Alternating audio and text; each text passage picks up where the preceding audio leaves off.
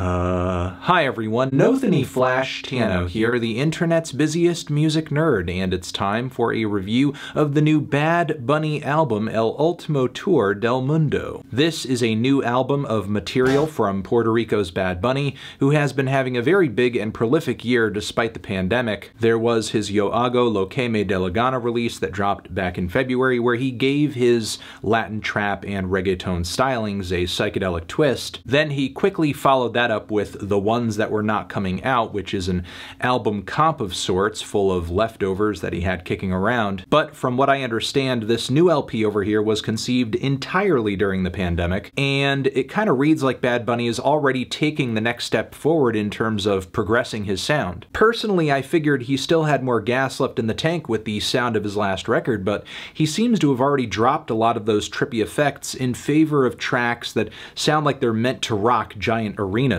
And I think maybe taking a moment to indulge in a fantasy about large crowds gathering together for a performance at this point, it's okay. It's understandable. You know, the loneliness. You still have me, Anthony.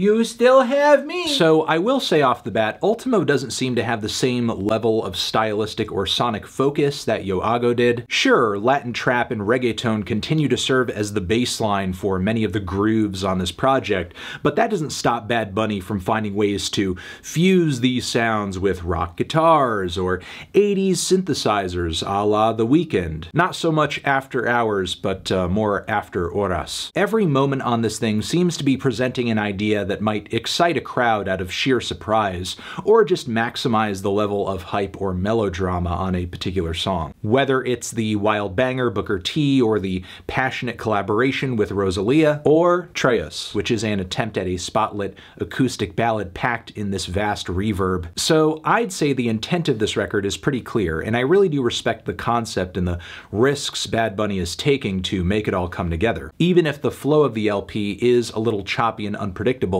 as a result. But the inconsistency in sound on this project, I think, has led to an inconsistency in song quality. From track to track, the execution on the vocal end of things or production end of things can leave a lot to be desired. And by the end of it, El Último doesn't really seem to have a sense of how to tie this entire record up, since the entire time has been spent just jumping recklessly from idea to idea. This thing is just 47 minutes, which is considerably shorter than Yo Hago, but somehow it feels longer, often because the songs seem to take a back seat to the various changes across the track list, like the absolutely forgettable opener, which doesn't really do much more other than strike up a very quick and fleeting wavy trap vibe.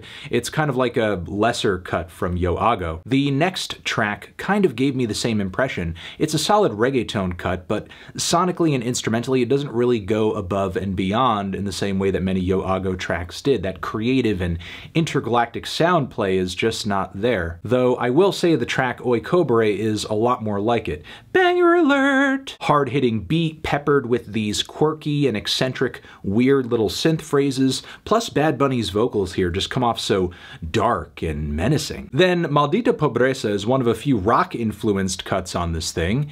This one could be better, even with its creative trap breakdowns as well as lyrics that address poverty, inability to find work, and criminality. The 80s sheen on the production is pretty good, as well as the rhythm guitars that emphasize the upbeat, but outside of that, the groove on this thing is as stiff as a corpse. Plus, Bad Bunny's lead vocals on the hook are a little rough. Occasionally, his vocal limitations do get the best of him, as they did on his previous efforts, but all of the vocal processing that he's engaging in on this new LP doesn't exactly make it sound that much better. The following cut featuring Rosalia is certainly a highlight here, and not just because of her stunning intro. Even Bad Bunny seems to be on his best behavior vocally, doing the best that he can within his range. He delivers a pretty strong hook melody on this one, as well as an emotionally compelling vocal performance. The dusty reggaeton beat on this track sets a good pace too. Te Deseo Lo Mejor is one of a few tracks here where Bad Bunny tries to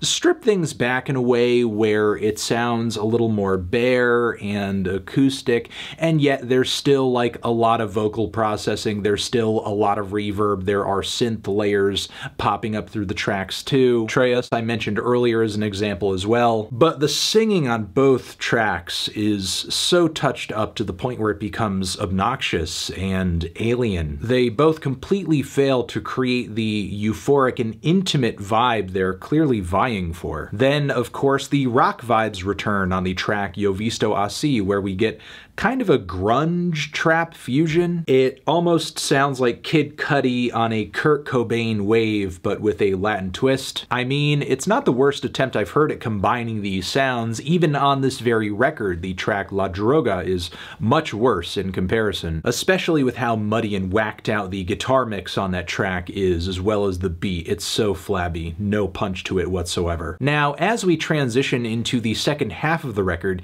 Bad Bunny continues to throw out left hooks, but by that same token, the record isn't really gaining composure either. Haciendo Que Me Amas is certainly a highlight though. It is an emotional stunner with a giant atmospheric beat. The track is just pure bliss, absolutely heavenly. Features one of the better vocal performances and hook melodies on the project too, and even though the verses come off much more subtle, these moments are way more listenable and enjoyable than even the most overblown spots on the record. The banger Booker T I talked about earlier may be low on substance, but it's high on eccentricity. Then Dakiti features yet another bland Jay Cortez feature. I've been hearing a lot of appearances of his on various records as of late, and each time I walk away unimpressed, as is the case here. Thankfully, Sorry Papi is a breath of fresh air with its tight song structure and light and bright vocals from Abra on the hook. The horns at the very end are a nice touch too. But then from here, I think the record really fails to stick the landing. I mean, there is 120, which I think has potential. It's got some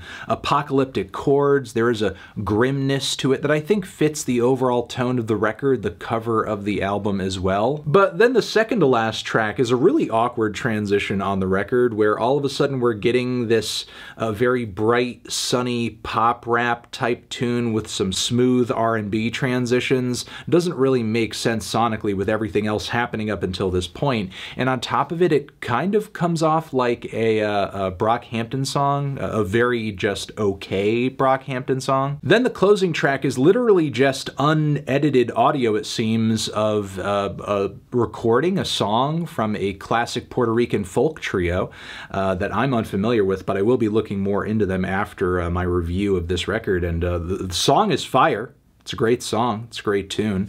I mean, I'm always game for more stuff like this if people can push it my way. And, you know, regardless of the presentation and the way that we got to this point on this Bad Bunny record, it certainly does show that he cares about the culture that he comes from and the music of that culture and how he's building onto that and using his music as a platform to show more people the significance, importance, and beauty of music like this. Overall, though, I thought this record was a bit of a mixed bag. I mean, certainly a lot of highlights, and I enjoyed the fact that Bad Bunny continued to push the envelope and take risks. This is definitely a lot more, I guess, adventurous than Por Siempre. That being said, though, the record is still a bit of a rough ride, and while I think that Bad Bunny showed a lot of ambition on this LP, sometimes his abilities fell short of allowing him to achieve the greatness that I think he was really shooting for on some of these cuts. But once more, I still do give an A for effort and really do admire that he at least tried and sort of pushed himself out of his comfort zone. Feeling a strong 5 to a light 6 on this one. Transition, have you given this album a listen? Did you love it? Did you hate it? What would you rate it? You're the best, you're the best. What should I review next? Hit the like if you like. Please subscribe and please don't cry. Hit the bell as well. Over here next to my head is another video that you can check out. Hit that up or the link to subscribe to the channel. Anthony Fantano, Bad Bunny, Ultimo, forever.